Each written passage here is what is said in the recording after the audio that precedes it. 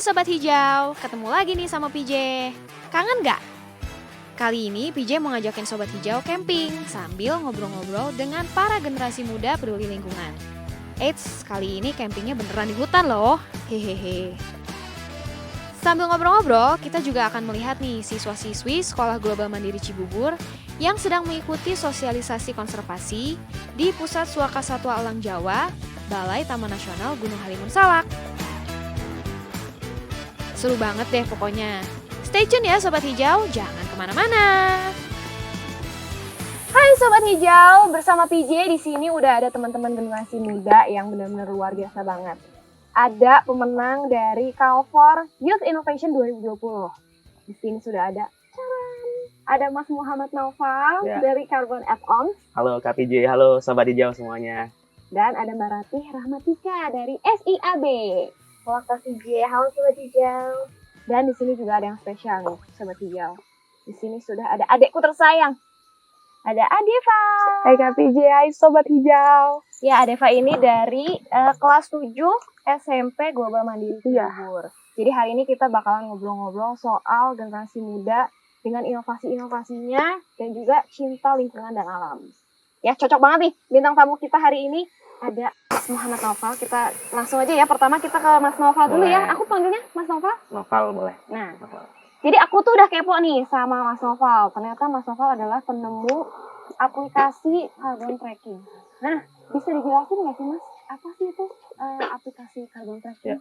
Jadi kita tuh bikin namanya plugin extension untuk sistem e-commerce gitu Kak. Jadi nanti ketika kita terintegrasi dengan sistem e-commerce-nya, nanti bakal ada fitur tambahan nih yang memungkinkan pengguna untuk tahu seberapa besar sih emisi karbon yang dihasilkan dari setiap transaksi belanja kita gitu.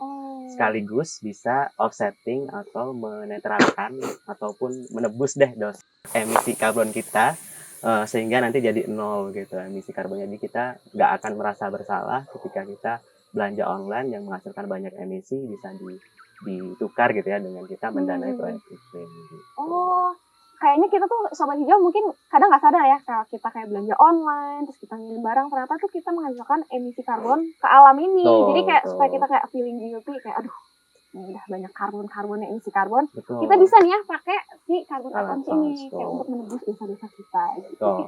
Keren loh. Tapi Mas Novel ini bisa dapat idenya dari mana sebenarnya? Sebenarnya awal mula tuh dari apa ya? Experience ya, pengalaman pribadi gitu, masalah pribadi. Kalau kita tarik dulu kan waktu pandemi COVID itu kan kita ada banyak banget lifestyle yang berubah gitu ya. Mulai dari lifestyle yang lebih healthy, kemudian lifestyle yang kita tuh terus-terusan belanja online ya nggak sih, ngerasa nggak sih? Berarti juga nggak? Iya, apalagi kalau kamu belanja online? Iya. Kalau 12, 11 kan kita biasanya kalah ya. Check out terus. Check out gitu. Nah dari situ sih awal mulanya notisnya tuh ini sampah paketnya tuh yang banyak banget di rumahku gitu kan. Dan karena aku tuh kerjanya kebetulan di sektor lingkungan gitu ya. Terus awal notisnya adalah pengen agak curious gitu apakah memang pandemi ini menyebabkan peningkatan belanja online. Dan kalau kita lihat secara data emang bener tuh ada peningkatan Kak.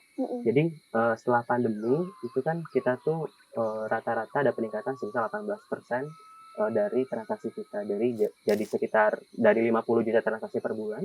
Terus waktu pandemi di 2020 tuh jadi sampai 89 juta transaksi per bulannya. Dan di tahun 2022 tuh bisa sampai 150 juta transaksi per bulan.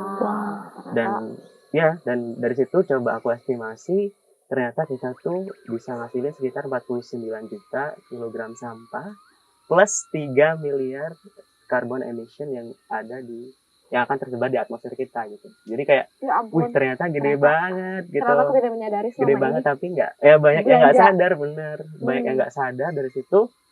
Wah ini emang ada problem nih gitu kan. Dan dari situ coba nih singkat cerita, coba nyari solusi, ketemu yang plugin, akhirnya terlahirlah karena. Keren banget nih Mas Naufal dengan inovasinya. Cuman aku pengen tanya nih, untuk carbon add-ons ini manfaat atau kebaikannya untuk alam dan lingkungan itu seperti apa Mas? Kalau ngomongin manfaat ya itu kalau pribadi sih gede banget sih Kak. Misalnya contoh yang salah satu proyek yang kita danai ya untuk menurunkan emisi karbon itu konservasi hutan. Nah di konservasi hutan salah satu proyeknya kita tuh di konservasi mangrove di Bali gitu ya. Nah ketika kita mendanai proyek karbon gitu ya, proyek karbon lewat di carbon add-ons, nah nanti itu secara kalkulasi kita tuh nggak hanya menurunkan emisi karbon pribadi, tapi juga berdampak pada lingkungan plus masyarakat juga. Dalam arti contoh misalnya ketika kita mendanai proyek karbon mangrove di Carbon Add-ons, yang mana kalau pengen nurunin 1 ton CO2 emission tuh dari kalkulasi kami itu butuh sekitar 18 US dollars atau sekitar 270.000 rupiah. Nah dari kita mendanai itu lewat dicicil kecil-kecil dari orang-orang 500.000 gitu ya, terkumpul dari situ. Terus value yang tercipta tuh bisa besar banget. Jadi kalau kita kalkulasi value sustainability yang bisa kita hasilkan itu sekitar 242 US dollars atau sekitar 3,6 juta rupiah. Nah, value itu tuh dari mana? Kok bisa gede segede itu? Dari kita cuma ratusan ribu, ternyata value-nya jadi lebih besar gitu. Nah, dari mana hal itu bisa terjadi? Dari kita ngitungin impact terkait kita tuh bisa saving social cost of carbon emission itu sendiri. Kemudian dari dana kelolaan yang kita pakai untuk pendanaan ini juga menciptakan pekerjaan baru nih buat masyarakat di sekitar proyeknya. Kita engage mereka untuk jaga hutannya gitu ya. Jadi yang biasanya orang-orang nembang pohon ataupun bekerja di luar sektor itu bisa ada pekerjaan baru yang tercipta. Betul. Jadi macam-macam ya, nggak cuma ke alam juga, untuk lapangan kerja juga jadi ada ini ya. Betul. Jadi kayak jangan khawatir meskipun aksinya tuh kecil cuma nyumbang 500.000 tapi kalau semuanya itu melakukan secara kolektif bersama-sama impactnya tuh jadi gede banget gitu. Nah ini mungkin Sobat Hijau penasaran nih, gimana sih Mas, kayak apa sih si Carbon Add-ons itu, bisa dikasih lihat nggak? Jadi gini, biar nggak bingung nggak bijak, aku langsung praktekin ya. Jadi ini salah satu mitra kita yang udah kerjasama dan install plugin kita, salah satu aplikasi pengiriman barang di Jabodetabek. Kita cara pakainya sih gampang banget, tinggal pesan layanan pengiriman seperti biasa. Boleh. Aku kirim dari rumahku ya di Cipete. Terus tapi di rumah gimana?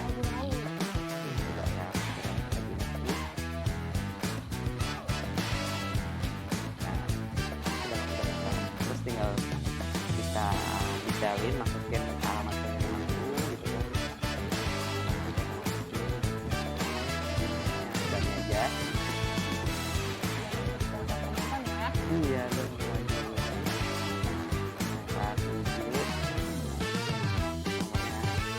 Ada ya. Nah, terus aku mau ngirim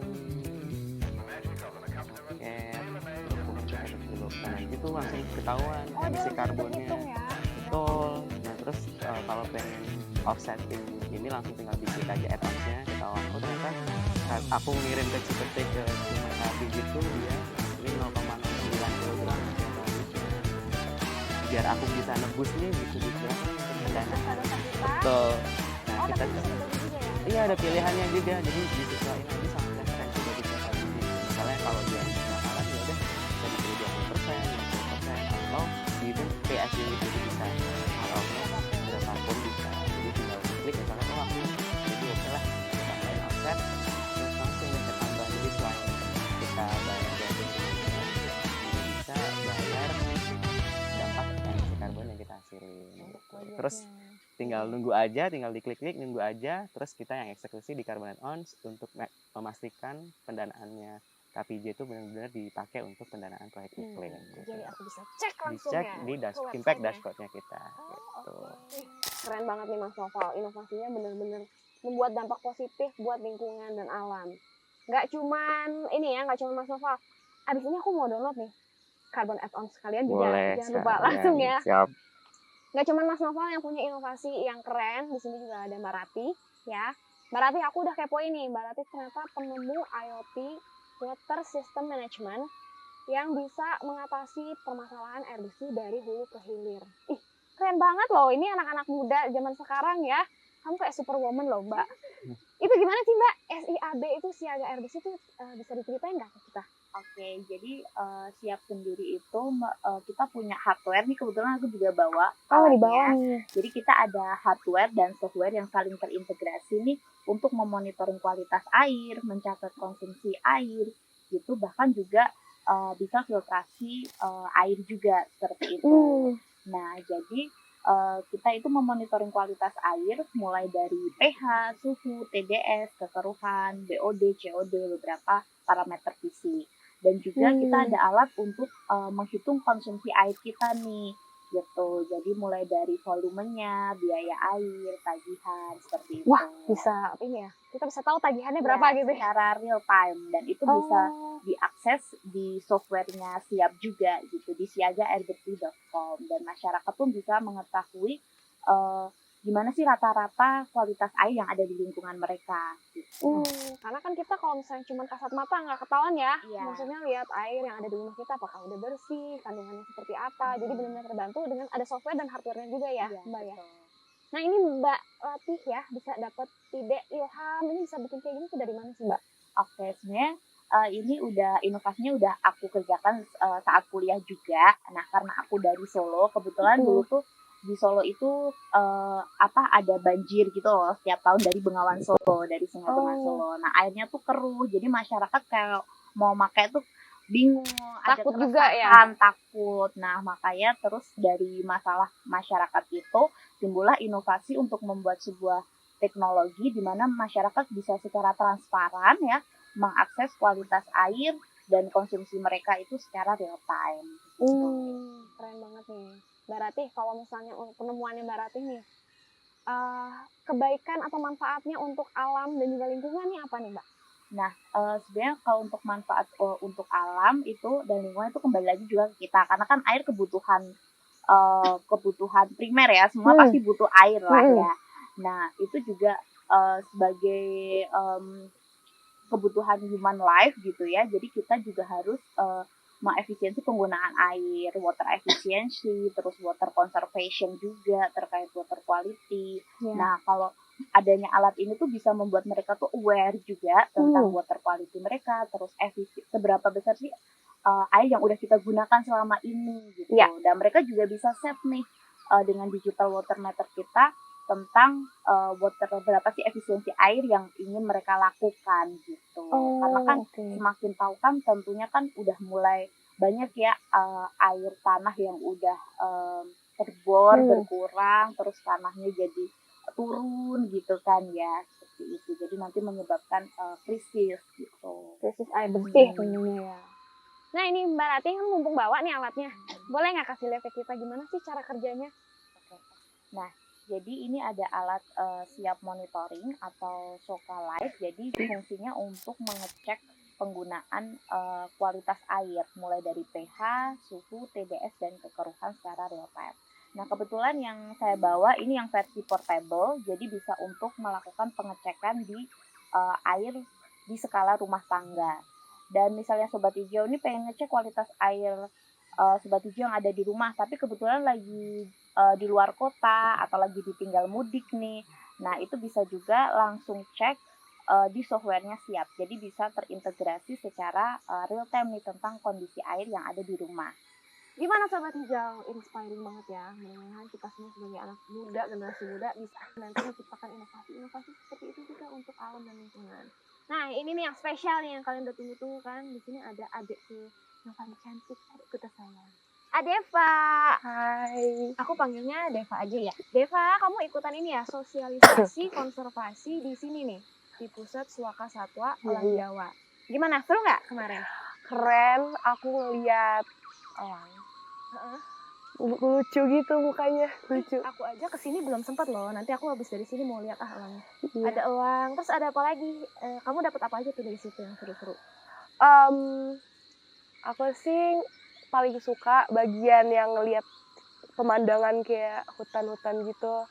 Soalnya ya menurut aku kayak cantik aja gitu dan sejuk, terus udaranya enak. Kayak kita nih di sini Sobat Hijau, kita tuh lagi ada di hutan, termasuk hutan konservasi, tapi sejuk ya di sini ya. Sejuk. Udaranya kayak alam banget nih. Terus Deva, aku mau nanya nih, gimana sih kamu ngelihat nih pemerintah kan udah serius banget nih upayanya dalam kayak penyelamatan satwa. Contohnya kayak di sini nih, Pusat Suaka Satwa Elang Jawa nih kayak gini nih, benar-benar serius banget. Apa nih pendapat kamu? Aku sih seneng banget ya, karena menurut aku hewan-hewan kayak satwa-satwa seperti elang gitu-gitu, elang Jawa itu menurut aku harus dilindungi karena elang Jawa juga berhak mempunyai hidup yang baik gitu dan enggak ditangkap atau di capture gitu. Iya, jadi usaha pemerintah kayak bikin hutan konservasi seperti ini memang benar-benar untuk melindungi hewan-hewan tersebut, satwa-satwa, jadi kamu happy ya dengan upaya pemerintah ini ya. Aku juga. Dan kalau misalnya kayak di tempat-tempat kayak gini ya, hutan konservasi itu bisa jadi salah satu juga destinasi wisata buat kalian yang dari jauh ya, kayak di sini kan. Camping tuh di alam yang sedih ini. Tuh cakep tuh, sahabat hijau yang lagi pengen camping healing bisa kesini. Nah, Deva, aku mau nanya nih, kamu ada concern apa nggak terhadap alam dan lingkungan ini? Yang aku paling takutin itu satwa-satwanya itu diburu atau ya diburu-buru, habis itu dijadiin kayak misalnya harimau dijadiin karpet atau jadiin pajangan. Nggak boleh, itu kan mereka kan binatang yang dilindungi kan. Iya. Maksudnya masih ada aja ya yang kayak gitu ya. Makanya ini buat sahabat hijau nih ya, kalian jangan pernah tuh kayak gitu, karena itu tuh sebenarnya udah ada undang-undangnya, udah ada pasalnya juga untuk perlindungan satwa yang dilindungi gitu. Jadi masih ada ya rasa ketakutan gitu ya. Iya, karena dari berita-berita yang aku lihat masih banyak kayak pemburuan hewan-hewan dilindungi gitu, jadi aku takut bisa terjadi di sekitar aku gitu. Tapi tenang, pemerintah pasti sudah ada ininya, sudah ada solusinya. Gimana sahabat hijau, seru banget ya kita ngobrol-ngobrol hari ini dengan generasi muda yang penuh inovasi, yang cinta alam dan juga lingkungan. Nah, sebelum usai, jangan kemana-mana dulu karena setelah ini ada pesan yang akan disampaikan oleh Ibu Direktur IPSDH, Ibu Belinda. Halo Sobat Hijau yang sedang menyaksikan podcast ini dimanapun Anda berada. Semoga selalu sehat ya. Nah, sebelumnya saya ucapkan terima kasih kepada seluruh pihak yang telah membantu sehingga podcast ini dapat terlaksana dengan baik, terutama pada generasi muda yang luar biasa. Sobat Hijau yang saya cintai dan banggakan, tadi telah kita simak obrolan menarik bersama dengan generasi muda inspiratif, yaitu Muhammad Naufal dari Carbon Add-on, kemudian ada Ratih Rahmatika dari Siap, dan juga Ananda Adeva dari Sekolah Global Mandiri Cibubur. Mereka adalah contoh anak muda yang semangat dan berinovasi untuk menyelamatkan hutan dan lingkungan. Sobat Hijau, saat ini inovasi teknologi memang sangat dibutuhkan dan telah menjadi game changer. Aplikasi teknologi bidang lingkungan dan kehutanan juga mampu berkontribusi pada peningkatan pendapatan, mendorong ekonomi sirkular, dan meningkatkan efisiensi pemanfaatan sumber daya alam. Sobat Hijau, di Indonesia sendiri, Kementerian Lingkungan Hidup dan Kehutanan telah melakukan berbagai inovasi teknologi, termasuk pengembangan informasi berbasis aplikasi digital. Di antaranya adalah Sistem Informasi Geospasial atau SIGAP KLHK, Sistem Penerimaan Negara Bukan Pajak secara online atau Simponi, dan Sistem Monitoring Hutan Nasional atau Simontana, kemudian juga AMDALNet. Persoalan sumber daya alam dan lingkungan hidup serta kehutanan Indonesia sangat kompleks dan memerlukan atensi serius semua elemen bangsa, termasuk generasi muda. Untuk itu, Sobat Hijau, hal yang cukup mengembirakan adalah concern generasi muda di tengah-tengah masyarakat dalam berbagai bentuk partisipasi. Misalnya vlog, medsos, donasi, kegiatan lapangan, advokasi masyarakat, juga advis-advis kebijakan. Generasi muda potensial untuk membangun dan menjaga lingkungan hidup. Rasa cinta generasi muda pada alam sekitar juga merupakan perwujudan nyata serta rasa syukur pada anugerah Tuhan yang amat bernilai ini. Jadi Sobat Hijau yang saya sayangi, sekali lagi saya ucapkan terima kasih kepada semua yang terlibat dalam podcast ini. Semoga podcast Generasi Muda Bicara Hutan, Lingkungan dan Inovasi dapat menjadi informasi yang baik, memotivasi dan menambah rasa kepedulian yang lebih terhadap alam dan juga lingkungan. Jangan khawatir. Tentunya akan ada podcast-podcast berikutnya yang tidak kalah menarik dan informatif. Terima kasih. Terima kasih Bu Belinda atas pesan-pesannya untuk kami semua generasi muda supaya bisa tetap berinovasi dan juga mencintai dan menjaga alam dan lingkungan. PJ juga mau mengucapkan terima kasih nih untuk bintang tamu yang sudah hadir hari ini. Ada Deva, Sama-sama Kak. ada Mas Nafa, ada Mbak Rati. semuanya. Thank you udah ngobrol-ngobrol sering hari ini. PJ juga mau mengucapkan terima kasih atas terselenggaranya podcast ini berkat dukungan dan support dari Kalimantan Forest Project. Ini mereka biasanya tuh fokus di perlindungan hutan di area penggunaan lain atau APL di hutan-hutan Kalimantan. Ya, contohnya tuh seperti di hutan kota, hutan rakyat, dan lain-lain. Dan melalui podcast ini, PJ juga mau menyampaikan sekali lagi, mau mengajak para sobat hijau untuk selalu tetap berinovasi dan juga mencintai dan menjaga alam dan lingkungan. Sobat hijau, kita semua tahu bahwa dengan adanya tutupan hutan pepohonan, lingkungan yang sehat dan terjaga, keanekaragaman hayatinya pun akan kita jaga. Jadi kita masih akan mendengar kicauan burung, hewan-hewan yang bisa kita amati, udara yang sejuk, air yang melimpah, dan juga suhu udara yang nyaman untuk kita hidup. So, ini adalah PR yang besar untuk kita semua sebagai generasi muda. Terima kasih juga untuk Sobat Hijau yang udah nonton podcast hari ini. Jangan lupa untuk nonton podcast selanjutnya. Bye!